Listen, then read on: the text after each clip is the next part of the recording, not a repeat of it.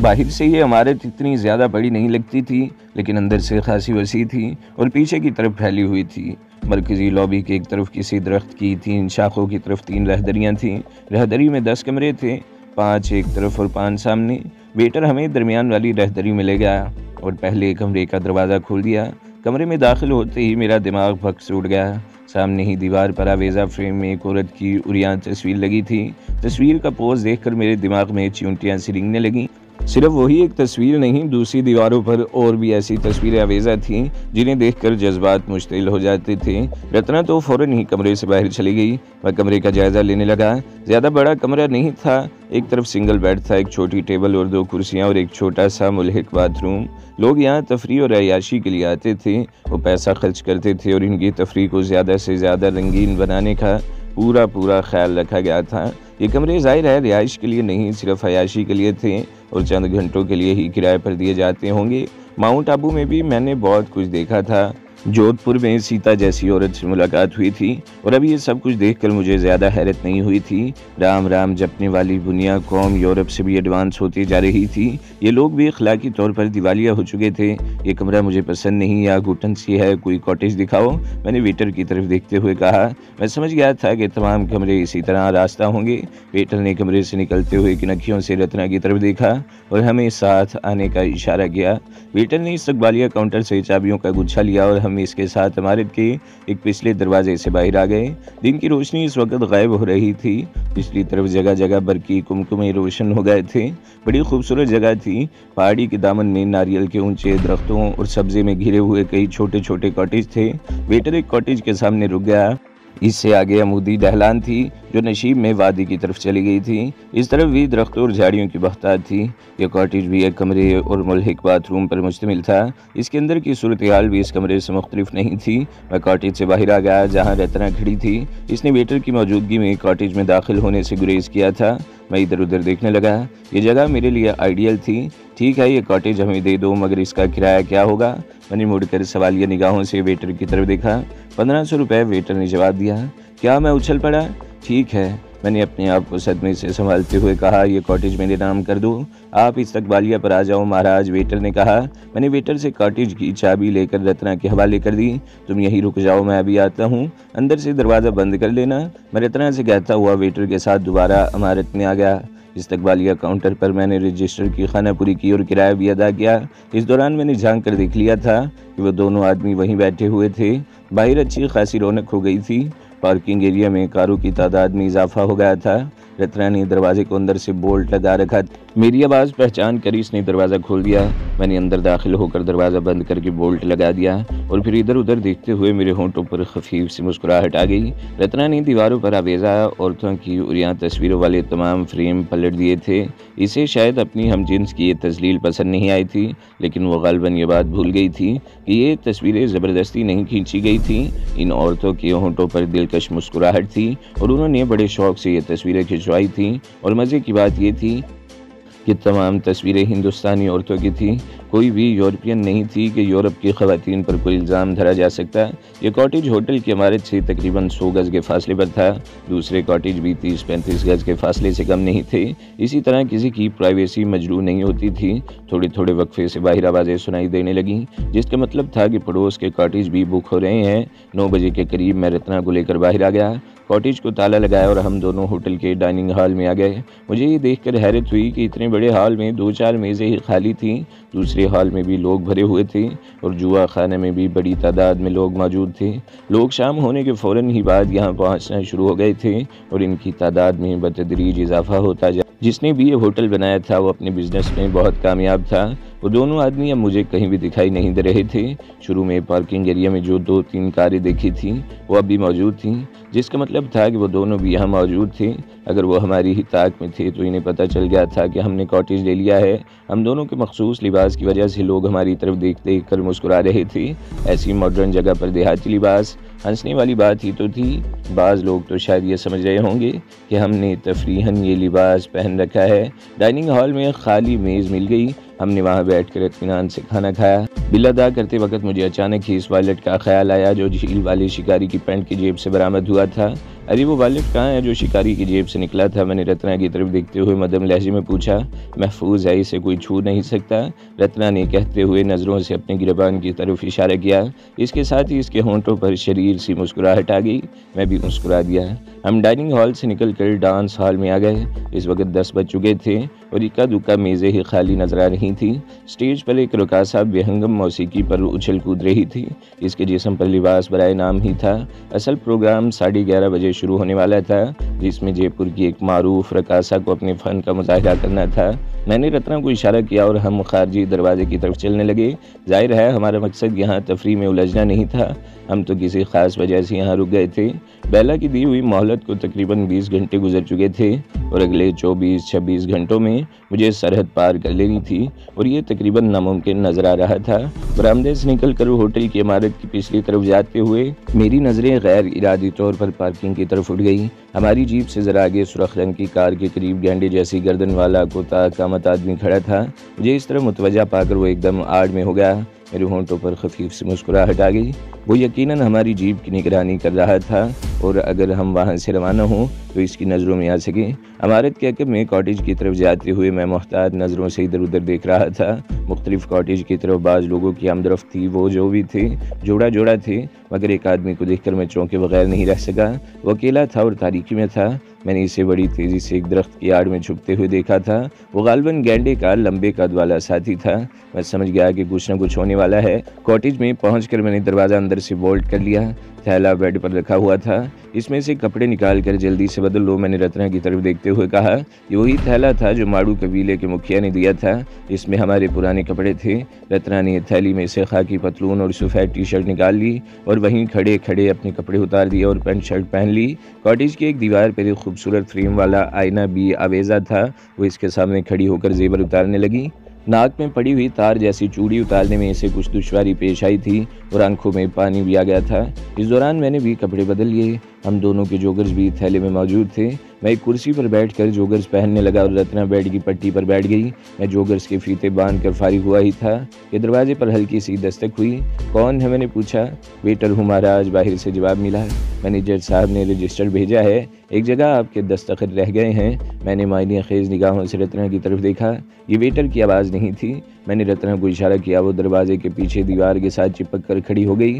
दरवाज़ा खुलने की सूरत में वो वहीं छुप कर रह जाती। मैंने भी एक साइड पर होकर दरवाज़ा खोल दिया और फिर दिल ही दिल में मुस्कुराए बगैर नहीं रह सका कि वही दोनों आदमी थे, एक लंबे कद वाला और दूसरा गेंडे जैसा। लंबे कद वाले के हाथ में पिस्तौल था जबकि दूसरा खाली हाथ था। दोनों मुझे धकेलते हुए अंदर आ गए।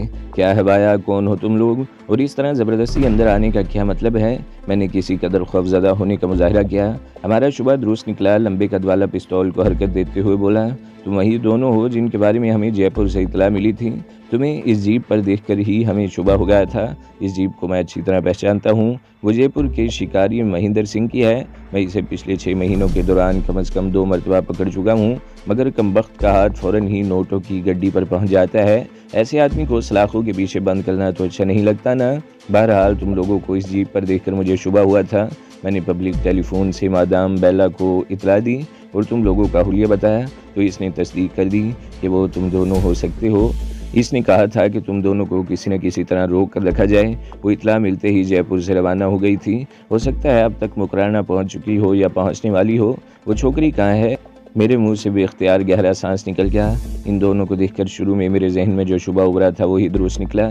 इनमें से गेंडे की गर्दन वाले ने रत्ना के साथ छेड़छाड़ करने की कोशिश इसलिए की थी कि हम इन्हें गुंडे समझते रहें और इनकी असलियत पर शुबा न कर सकें। तुम लोग शायद हुलिये बदल कर यहाँ से भागने का प्रोग्राम बना रहे थे। वो छोकरी कहाँ है? इसके लहजे में करख्तगी थी। वो डांस फ्लोर पर गई है, मैंने अपनी कैफियत पर काबू पाते हुए कहा। तुम झूठ बकते हो, हमने इसे यहाँ से निकलते हुए नहीं देखा। इस मर्तबा गेंडे की गर्दन वाला बोला था। मैं सच कह रहा हूँ, मैंने जवाब दिया। वो पैंट शर्ट में है। हो सकता है तुम लोग इसे पहचान न सके हो, वैसे भी बाहर अंधेरा है। वो दोनों चंद लम्हे खामोश रहे, फिर लंबे कद वाला अपने साथी को मुखातिब करते हुए बोला, होशियार रहना, ये बड़ा खतरनाक लगता है। गैंडे की गर्दन वाली शिवा ने कहा और मेरी तरफ देखता हुआ बाहर निकल गया। दरवाज़ा खुला हुआ था और रत्ना दरवाजे के पीछे बेहिस हरकत खड़ी थी। लंबे कद वाला मुझे पिस्तौल ताने खड़ा था।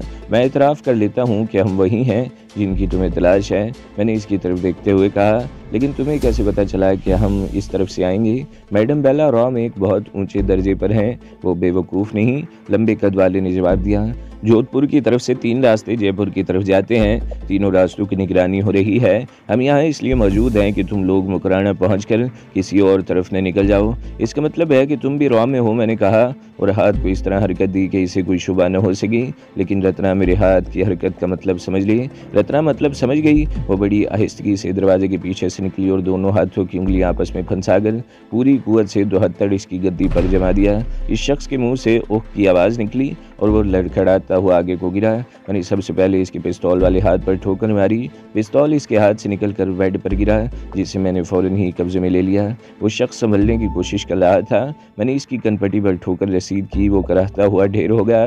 कनपट्टी पर लगने वाली ठोकर ने इसे कम से कम 2 घंटों के लिए इस दुनिया से गाफिल कर दिया था। मैंने इसे घसीट कर दरवाजे के पीछे डाल दिया और पिस्तौल रत्ना के हाथ में दे दिया। रत्ना एक बार फिर दरवाजे के पीछे खड़ी हो गई। मैं खुले हुए दरवाजे के सामने इस तरह हाथ उठाए खड़ा रहा जैसे किसी ने हैंड्स अप करा रखा हो। सिर्फ 2 मिनट बाद कॉटेज के करीब तेज तेज कदमों की आवाज़ उभरी और फिर गेंडे की गर्दन वाला शिवा दरवाजे के सामने नमूदार हुआ। राकेश वो वहाँ नहीं, वो कहते कहते रुक गया और अजीब सी नज़रों से मेरी तरफ देखते हुए बोला, राकेश कहाँ है? मैंने गर्दन से अंदर की तरफ इशारा किया। वो राकेश का नाम लेता हुआ अंदर दाखिल हो गया। रत्ना ने धड़ से दरवाज़ा बंद कर दिया। शिवा तेजी से पीछे घूमा और फिर इसके चेहरे पर खौफ के साए फैलते चले गए। वो इसके मुंह से बेख्तियार निकला, राकेश कहाँ है? ये रहा तुम्हारे सामने। मैंने ज़मीन पर पड़े हुए राकेश की तरफ इशारा किया। राकेश को मुर्दों की तरह बेहिस्सो हरकत पाकर इसके चेहरे पर खौफ के तासुरात कुछ और गहरे हो गए। तुमने इसे मार दिया? शिवा हकलाया। नहीं, अभी जिंदा है, मैंने जवाब दिया। शिवा ने बड़ी फुर्ती से पतलून की जेब में हाथ डालने की कोशिश की, मगर मेरा घोंसा इसके जबड़े पर पड़ा और वो लड़खड़ा गया। रत्ना ने बड़ी फुर्ती से इसके पीछे पहुंचकर पिस्तौल की नाल इसकी खोपड़ी से लगा दी। अब अगर तुमने कोई हरकत की तो खोपड़ी उड़ा दूंगी, वो गुर्राई। मैंने आगे बढ़कर शिवा की जेब से पिस्तौल निकाल लिया और रत्ना को इशारा कर दिया। रत्ना ने बड़ी फुर्ती से पिस्तौल को नाल की तरफ से पकड़कर दस्ता पूरी कुव्वत से इसकी खोपड़ी पर रसीद कर दिया। वो कराहता हुआ ढेर हो गया। रत्ना हरी अप, मैंने शिवा की जेब से निकाला हुआ पिस्तौल अपनी जेब में डाल लिया। यहाँ कोई रस्सी तलाश करो, ये कोई मवेशियों का बाड़ा तो नहीं कि रस्सी मिल जाए, रत्ना बोली। इसने भी राकेश वाला पिस्तौल जेब में डाल लिया था। वो इधर उधर देखने लगी, फिर इसने बिस्तर की चादर खींच ली और इसे लंबाई के रुख पर फाड़ने लगी। इस चादर की बालिश भर चौड़ी 5-6 पट्टियां बन गई। मैंने पहले राकेश के पैर और हाथ पुश्त पर बांधे और फिर शिवा को भी इस तरह बांध दिया और फिर बत्ती बुझाकर कॉटेज से बाहर आ गया। होटल की इमारत की तरफ से मौसीकी और लोगों के शोर की मिली जुली आवाज़ें सुनाई दे रही थीं। आसपास के कॉटेज तारीख पड़े हुए थे। मेरा ख्याल था क्लब का प्रोग्राम ख़त्म होने के बाद ये कॉटेज आबाद होना शुरू होंगे। तकरीबन 50 गज दूर किसी पोल पर बल्ब जल रहा था, लेकिन दरख्तों की झुकी हुई शाखों की वजह से इसकी रोशनी महदूद होकर रह गई थी। हमारे वाले कॉटेज के सामने दरख्तों की वजह से अंधेरा था। इमारत की तरफ से शोर की आवाज़ें तो आ रही थीं, लेकिन इस तरफ कोई जीरू दिखाई नहीं दे रहा था। मैंने अंदर आकर पहले राकेश को कांधे पर उठाया और बाहर निकलकर इधर उधर देखता हुआ तेज़ी से कॉटेज की पिछली तरफ चलने लगा। इस तरफ भी 1-2 कॉटेज थे, मगर वो खासे दूर थे और इस तरफ भी तारीकी थी। अकब में बाएं तरफ वो अमूदी ढलान थी जो मैंने दिन के वक्त देखी थी। वो ढलान खासी गहरी थी, नीचे दूर तक दरख्त और झाड़ियाँ फैली हुई थीं। मैंने राकेश को कांधे से उतार कर इस ढलान पर लुढ़का दिया। वो झाड़ियों में उलझता हुआ नीचे की तरफ लुढ़कता चला गया। कुछ देर तक झाड़ियों की शाखों की आवाज़ सुनाई देती रही, फिर खामोशी छा गई। राकेश कम से कम 15-20 गज नीचे जाकर रुका था। मैं तेज़ी से कॉटेज में वापस आ गया और शिवा को कांधे पर उठा लिया। वो कमबख्त गेंडे ही की तरह भारी था। इसे खाई तक ले जाते हुए मैं बुरी तरह हाँप गया। इसे ढलान पर लुढ़का कर मैं लंबे लंबे सांस देने लगा। वो दोनों जिंदा थे। मैंने इन्हें अपने हाथों कत्ल नहीं किया था, लेकिन किसी ऐसे आदमी को जिंदा छोड़ना भी मेरे उसूल के खिलाफ था जो मेरी जान का दुश्मन हो। इन्हें मैंने हाथ पैर बांध कर इस गहरी खाई में लुढ़का दिया था। इन दोनों के मुंह में कपड़ा भी ठोंस दिया था। होश में आने के बाद भी ना तो वो कोई हरकत कर सकते थे और ना ही इनके मुंह से कोई आवाज़ निकल सकती थी। इस गहरी खाई को देखकर मैंने अंदाज़ा लगा लिया था कि वहाँ बेड़ियों की आमदरफ ज़रूर होगी। अगर वो भेड़ियों की खुराक बनने से बच गए तो जहरीले सांप या बिच्छू वगैरह इनकी ज़िंदगियों का खात्मा कर देंगे। अगर वो इनसे भी महफूज रहे तो अपनी मौत आप मर जाएंगे। इस बात का इम्कान हरगिज़ नहीं था कि कोई इन्हें बचा लेगा। रात के वक्त तो किसी का इस तरफ जाने का सवाल ही पैदा नहीं होता था। सुबह के वक्त अगर कोई तफरीहन इस तरफ चला भी गया तो इस वक्त तक दम घुटने से ही इनका खात्मा हो चुका होगा। मैं कॉटेज में वापस पहुंचा तो ठठक कर रह गया। रत्ना तस्वीरों वाले फ्रेम सीधे कर चुकी थी और एक तस्वीर को बड़ी गौर से देख रही थी। क्या बात है, ये तस्वीर ज़्यादा पसंद आ गई? मैंने मुस्कुराते हुए पूछा। और नहीं, वह चौंक कर बोली, ये शोभा की तस्वीर है। शोभा? ये कौन है? क्या तुम जानती हो इसे? मैंने हैरत से कहा और तस्वीर को देखने लगा। तस्वीर दरअसल 16 बाय 20 इंच साइज़ का कलर फोटोग्राफ था। इस लड़की की उम्र 20-21 साल से ज़्यादा नहीं थी। बेहद हसीन थी। जिस्म पर लिबास नाम की कोई चीज़ नहीं थी। तस्वीर इस अंदाज से खींची गई थी कि बदन के तमाम नशीबो फराज वाजे थे। लड़की के होंठों पर बड़ी दिलफरेब मुस्कुराहट थी, जिससे अंदाज़ा लगाया जा सकता था कि ये तस्वीर खिंचवाने के लिए इस पर किसी किस्म का दबाव नहीं डाला गया था, बल्कि इसने बखुशी कैमरे का सामना किया था। ये प्रेम निवास रेस्टोरेंट में मेरे साथ वेट्रेस थी। रत्ना ने जवाब दिया। सिर्फ 2-3 महीने रही थी, फिर इतला दिए बगैर काम छोड़कर चली गई। लानत भेजो इस पर, मैंने इससे कहा। मैं सोच रही हूँ किसी जगह मेरी भी ऐसी तस्वीर लगी हुई ना हो, या मेरी वीडियो फिल्म सीता के बंगले में मौजूद हमने तमाम वीडियो फिल्में ज़ाया कर दी थी। मैंने इसकी बात काटते हुए कहा, तुम्हें इस सिलसिले में परेशान होने की ज़रूरत नहीं है। आओ अब चलें, ज़्यादा देर यहाँ रुकना मुनासिब नहीं है। रत्ना ने बेड के करीब छोटी मेज़ पर रखा हुआ चाबियों का गुच्छा और वो नोट निकाल लिए जो इन दोनों के बेहोश करने के बाद हमने इनकी जेबों से निकाले थे। नोट रत्ना ने अपनी जेब में ठोंस लिए और चाबियों का गुच्छा मेरी तरफ बढ़ा दिया। रिंग में 3 चाबियां थी और ये तीनों कार की चाबियां थीं। मैंने दरवाज़ा खोलकर बाहर झांका और रत्ना का हाथ पकड़कर बाहर निकल आया और दरवाज़ा बंद कर दिया। हम दोनों एक दूसरे का हाथ पकड़े इमारत के पहलू की तरफ से होते हुए पार्किंग एरिया की तरफ चलने लगे। रास्ते में सिर्फ एक आदमी नजर आया जो शराब की बोतल लिए किसी कॉटेज की तरफ जा रहा था। पार्किंग एरिया की तरफ कोई नहीं था। किसी को गाड़ियों की निगरानी पर मुकर्रर करने की ज़रूरत नहीं समझी गई थी। मैंने अब भी रत्ना का हाथ पकड़ रखा था। हम दोनों गाड़ियों के दरमियान चकराते हुए अपनी जीप की तरफ बढ़ने लगे जो दूर ही से नज़र आ रही थी। दाएं तरफ चबूतरे पर भी हंगामा जारी था। नीम उरिया लिबास में एक रुकासा मेज़ों के दरमियान थिरक रही थी। जीप के करीब पहुंचकर मैं रुक गया। उस सुर्ख गाड़ी से आगे थी जो मैंने शुरू में एक और गाड़ी के साथ देखी थी। बाद में एक मौके पर मैंने गेंडे की गर्दन वाली शिवा को इस कार के करीब खड़ी देखा था और मुझे यकीन था कि ये कार इन्हीं की थी। जीप के करीब खड़े होकर मैंने चाबियों का रिंग रत्ना की तरफ बढ़ा दिया और खुद इधर उधर देखने लगा। रत्ना झुकती हुई सुरख कार के करीब जा पहुंची थी। चबूतरे पर सब लोग अपनी मस्तियों में गर्क थे। किसी को इससे गरज नहीं कि कौन आ रहा है और कौन जा रहा है, लेकिन एक आदमी ऐसा भी था जो हमारी तरफ देख रहा था। इस मेज़ पर 2 और थे और एक आदमी और भी था। वो तीनों आपस में बातें भी कर रहे थे, लेकिन इस शख्स के बारे में कहा जा सकता था कि इन तीनों से इसका कोई ताल्लुक नहीं है। इंजन के स्टार्ट होने की आवाज़ सुनकर मैं चौंक गया। इसके साथ ही रत्ना की आवाज़ भी सुनाई दी थी। मैं जीप से हटकर सुरख कार के करीब आ गया। पैसेंजर साइड वाला दरवाज़ा खोलते ही मैंने एक बार फिर चबूतरे की तरफ देखा। इस शख्स के चेहरे पर उलझन के तासुरात साफ नजर आ रहे थे। कार हरकत में आ चुकी थी। मैंने सीट पर बैठकर दरवाज़ा बंद कर लिया। पार्किंग एरिया में गाड़ियां इस तरह खड़ी थीं कि ऐन बीच में खड़ी हुई कोई गाड़ी आसानी से निकाली जा सकती थी। रत्ना सुरख कार को दूसरी कारों के दरमियान इस रास्ते पर ले आई। पार्किंग एरिया का इख्तिताम मेन रोड पर चला गया था। मैंने गर्दन घुमाकर देखा, वो शख्स एक झटके से उठकर खड़ा हो गया और फिर दूसरे लम्हे इसने उठकर चबूतरे से बरामदे की तरफ दौड़ लगा दी। अभी इसके हाथ में पिस्तौल या रिवॉल्वर किस्म की चीज़ भी नजर आ रही थी। इस शख्स के बारे में मेरा शुबा दुरुस्त निकला था। वो भी राकेश और शिवा का साथी था, जिसे गालिबन उन्होंने फ़ोन करके अपनी मदद के लिए शहर से बुलवा लिया था और वो इन दोनों से अलग थलग ही रहा था ताकि किसी हंगामी सूरत हाल में इनकी मदद कर सके। वो अब हमें सुरख कार पर जाते देखकर इसे गड़बड़ का एहसास हो गया था और इसने हमारे पीछे दौड़ लगा दी थी। रफ्तार बढ़ाओ रत्ना, मैंने कहते हुए अपनी जेब से पिस्तौल निकाल लिया। इन दोनों का एक साथी हमारे पीछे आ रहा है। तो दोस्तों, अगली किस्त सुनने के लिए हमारे चैनल को ज़रूर सब्सक्राइब करें, वीडियो को लाइक करें और बेल के आइकन पर भी क्लिक कर दें ताकि हर जो आने वाली वीडियोज़ हैं वो आपको सबसे पहले मिलती रहें।